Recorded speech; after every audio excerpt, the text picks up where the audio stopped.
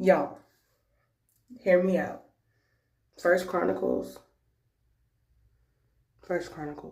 chapter 18 and 20. Can we all just give props to David? Because David, not only did he defeat Goliath, David is the proper example to follow when it comes to honoring and giving thanks to the Lord. Proper. Like when I tell you First Chronicles chapter 18, I believe that's when he was given the Ark of the Covenant back. When I tell you mans was worshiping, shouting, giving thanks because he knew that he was in God's presence and he was just so blessed to where we all heard his wife, Michal, whatever her name is, was like we gotta understand. We gotta understand that David is a prime example. That's why he got his own story.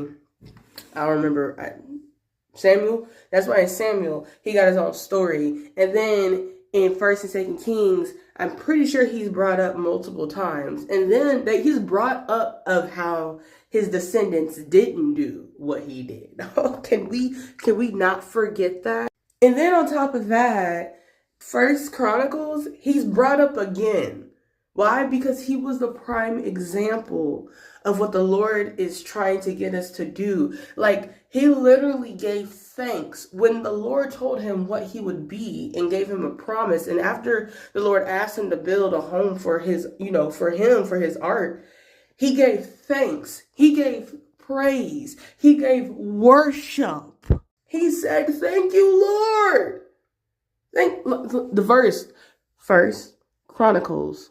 My bad. It's not 18:7. It's not 18:19. But you can go ahead and read 18:19. It's First Chronicles chapter 17. At the end of that passage is when he's giving thanks to the Lord. Oh my goodness, bro. When I tell you, I read that and fell right into worship. I was like, thank you. Right. Period. That clock it. That's what I was doing because it's just so amazing how David back when, back before our time, was giving honor and praise to the Lord like we should. And it's just a shame that his descendants did evil and they started off from him. It's just a shame. But yeah, I would go read, the story of David and, Samuel. Go read it.